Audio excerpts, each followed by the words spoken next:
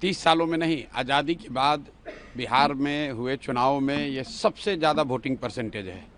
ये दो बातों को दिखाता है। पहला कि जो बात हम लोग पिछले कई महीनों से, बल्कि मैं 1-2 साल से कह रहा हूँ कि बिहार में 60% से ज़्यादा जनता बदलाव चाहती है और पिछले 25-30 साल से जो राजनीतिक विकल्प के अभाव में एक तरह से धीरे धीरे राजनीति को लेकर, चुनाव को लेकर उदासीनता बन गई थी, विकल्प नहीं था लोगों के पास।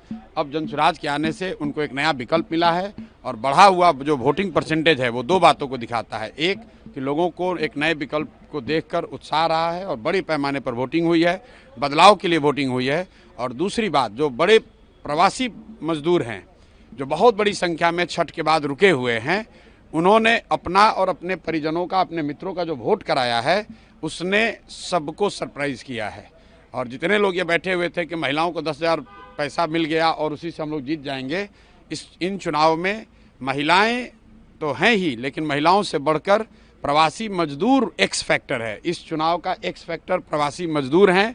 वो क्या कर रहे हैं, वो अपने दोस्तों, मित्रों, परिवार वालों से कैसे वोट करा रहे हैं, इसी से बिहार का चुनाव तय होगा। जनसुराज बिल्कुल कॉन्फिडेंट है कि 14 तारीख को आप देखेंगे इतिहास लिखा जाएगा। बड़े बड़े पंडित, कोई ये नहीं बता रहा था कि जनसुराज इस बार इतने बड़े पैमाने पर वोटिंग होगी। और ये आकलन लोग कर रहे हैं, 2 करोड़ 10 लाख से ज़्यादा लोगों ने वोट करा है। कोई आकलन, कोई पत्रकार, कोई असेसमेंट करने वाला आदमी कितने लोगों से मिला होगा? कल लोग बैठे बैठे 10-15 लोगों से फ़ोन करके अपना हवा बता रहे हैं कि किसने किसको वोट दिया। किसी को जानकारी नहीं है। जब 14 तारीख को काउंटिंग होगी तभी पता चलेगा कि 2 करोड़ से ज़्यादा लोगों ने किसको वोट दिया है सबसे ज़्यादा मात्रा में। जो हम लोग देख रहे हैं कि जो प्रवासी मजदूर है वो बदलाव चाहते हैं और बहुत एग्रेसिव होकर उन लोगों ने वोटिंग किया और कराया है। वोटिंग के समय उन्होंने अपने और अपने सरकार का चाल चरित्र, चेहरा, उस पर मुहर लगाई है कि यहाँ पर कोई सुरक्षित नहीं है, कानून का राज नहीं है, जिसकी लाठी उसकी भैंस। और जो बात यहाँ अभी तक पब्लिक झेल रही थी, चुनाव के दौरान नेता और मंत्री वो चीज़ झेल रहे हैं। भाई, वो बाल नोचेंगे कि सर नोचेंगे, ये उनका काम है। मैं इतना जानता हूँ कि बिहार की जनता ने कल के वोटिंग में दिखाया है कि उनके पास जब विकल्प एक मिल गया तो उन्होंने बढ़ चढ़ के वोटिंग में, लोकतंत्र के इस पर्व में हिस्सा लिया है। अब जो भी निर्णय जनता करती है, चुनाव में सिर्फ ये नहीं तय होता है कि कौन आदमी सत्ता में आएगा, चुनाव में ये भी तय होगा कि कौन विपक्षी भूमिका में होगा, कौन रोड पर आएगा, कौन समाज और रोड पर काम करेगा, ये भूमिका भी जनता तय करती है। तो अब 3 दिन रह गए हैं, ज़्यादा स्पेकुलेशन का समय नहीं है। एक ही बात कल दिखा कि बहुत बड़े पैमाने पर वोटिंग हुई है। ये वोटिंग दिखाता है कि एकदम क्लोज कॉन्टेस्ट है, लड़ाई है, हर सीट पर, हर बूथ पे, हर गांव में लड़ाई है और लोगों के पास विकल्प है। जनसुराज की सबसे बड़ी सफलता यही है कि लोगों के पास एक विकल्प है। लालू के डर से नीतीश भाजपा और भाजपा के डर से लालू को वोट देने की जो मजबूरी थी, वो मजबूरी खत्म हो गई है।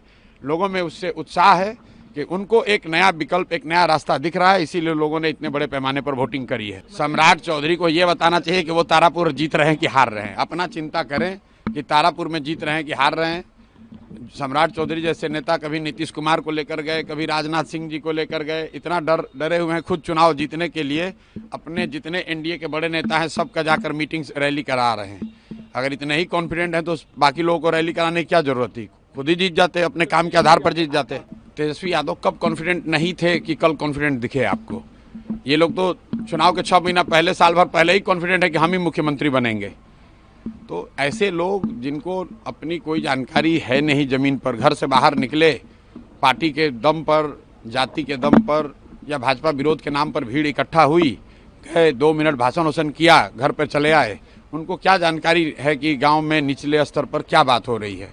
आप मुझे, जितने पत्रकार लोग हैं, ये बताइए कि किसी मीडिया चैनल ने, किसी पत्रकार ने, किसी राजनीतिक विशेषज्ञ ने, किसी पार्टी ने अगर ये कहा हो, किसी नेता ने कहा हो कि बिहार में इस बार अप्रत्याशित वोटिंग होने वाली है? किसी ने नहीं कहा है।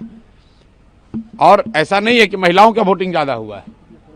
पहली बार बिहार में युवाओं की वोटिंग सबसे ज़्यादा हुई है। सबसे ज़्यादा एग्रेसिव होकर युवा वोट किया है।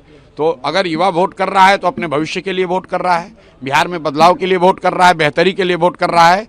स्टेटस को के लिए इतना बड़ा वोट पड़ना यूजुअली संभव नहीं है। 1-2 अपवाद हो सकते हैं, लेकिन जहां कहीं भी पिछले 20 वर्ष में इस तरह से बढ़ चढ़ कर वोटिंग हुई है, वहां इनकम्बेंट पार्टियों को, सरकार को खामियाजा